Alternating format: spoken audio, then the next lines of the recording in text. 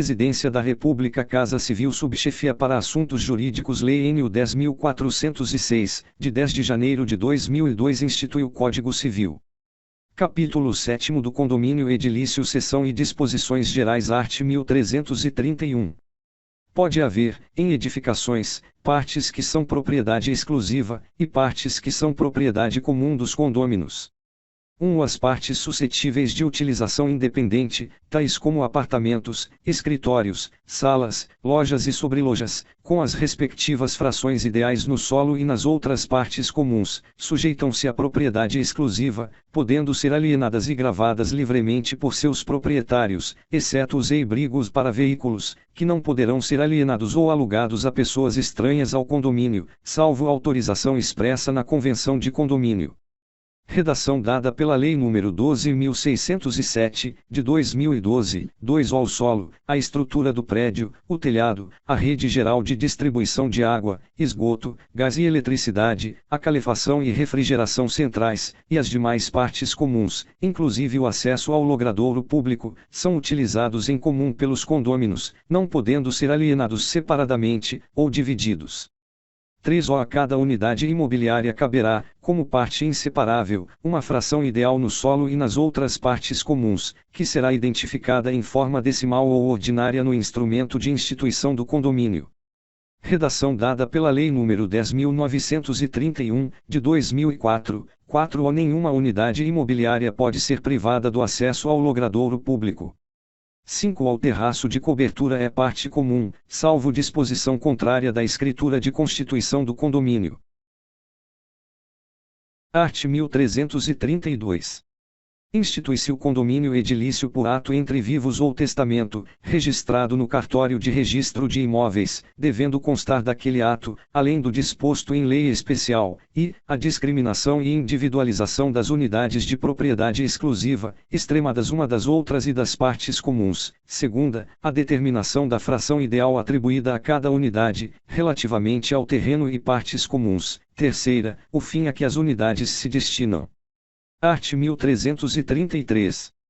A convenção que constitui o condomínio edilício deve ser subscrita pelos titulares de, no mínimo, 2/3 das frações ideais e tornar-se, desde logo, obrigatória para os titulares de direitos sobre as unidades, ou para quantos sobre elas tenham posse ou detenção. Parágrafo único. Para ser oponível contra terceiros, a convenção do condomínio deverá ser registrada no cartório de registro de imóveis. Art. 1334. Além das cláusulas referidas no art. 1332 e das que os interessados houverem por bem estipular, a Convenção determinará, a cota proporcional e o modo de pagamento das contribuições dos condôminos para atender às despesas ordinárias e extraordinárias do condomínio. Segunda, sua forma de administração. Terceira, a competência das assembleias, forma de sua convocação e quórum exigido para as deliberações. Quarta, as sanções a que estão sujeitos os condôminos, ou possuidores, v. o regimento interno. 1. A convenção poderá ser feita por escritura pública ou por instrumento particular.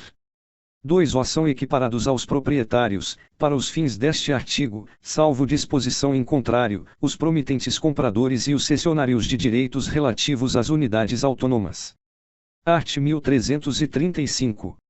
São direitos do condômino, usar, fruir e livremente dispor das suas unidades. Segunda, usar das partes comuns, conforme a sua destinação, e contanto que não exclua a utilização dos demais compossuidores. Terceira, votar nas deliberações da Assembleia e delas participar, estando quite. Art. 1336. São deveres do condômino, contribuir para as despesas do condomínio na proporção das suas frações ideais, salvo disposição em contrário na Convenção. Redação dada pela Lei nº 10.931, de 2004. Segunda, não realizar obras que comprometam a segurança da edificação. Terceira, não alterar a forma e a cor da fachada, das partes e esquadrias externas. Quarta, dar às suas partes a mesma destinação que tem a edificação, e não as utilizar de maneira prejudicial ao sossego, salubridade e segurança dos possuidores, ou aos bons costumes. O condômino que não pagar a sua contribuição ficará sujeito aos juros moratórios convencionados ou, não sendo previstos, os de 1% ao mês e multa de até 2% sobre o débito. 2. O condômino, que não cumprir qualquer dos deveres estabelecidos nos incisos 2ª a 4ª, pagará a multa prevista no ato constitutivo ou na convenção, não podendo ela ser superior a 5 vezes o valor de suas contribuições mensais, independentemente das perdas e danos que se apurarem. Não havendo disposição expressa, caberá à Assembleia Geral, por 2/3 no mínimo dos condôminos restantes, deliberar sobre a cobrança da multa. Art. 1337. O condômino, ou possuidor, que não cumpre reiteradamente com os seus deveres perante o condomínio poderá, por deliberação de 3/4 dos condôminos restantes, ser constrangido a pagar multa correspondente até ao quíntuplo do valor atribuído à contribuição para as despesas condominiais, conforme a gravidade das faltas e a reiteração, independentemente das perdas e danos que se apurem. Parágrafo único.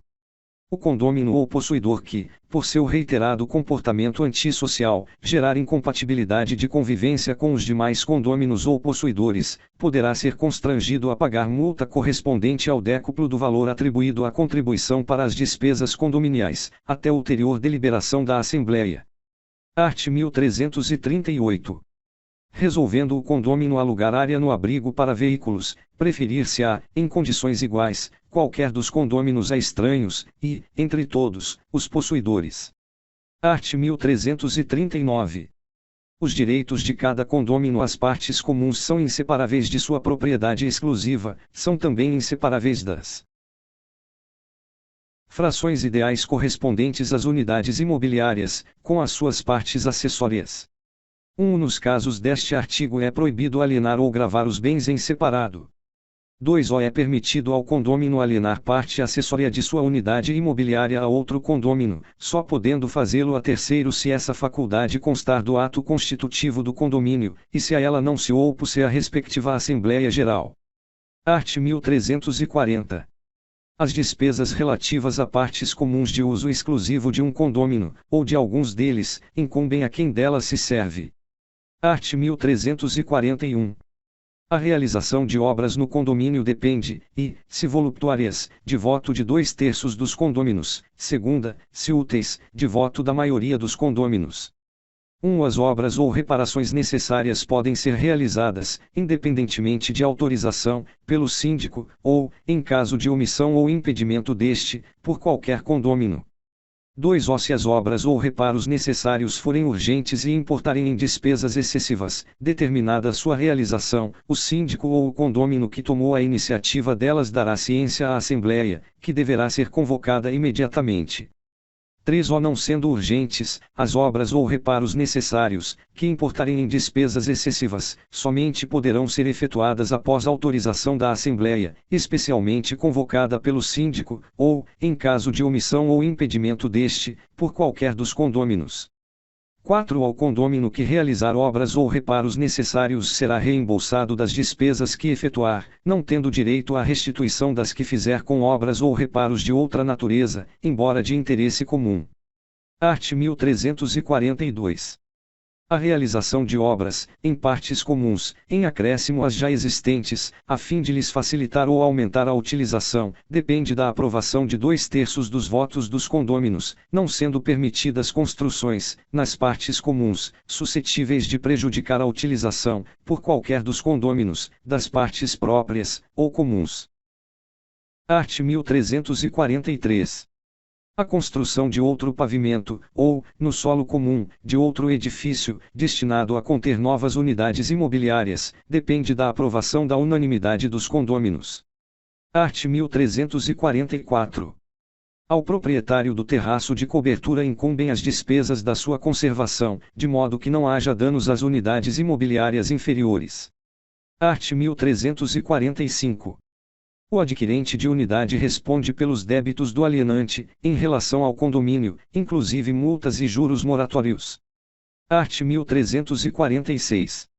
É obrigatório o seguro de toda a edificação contra o risco de incêndio ou destruição, total ou parcial.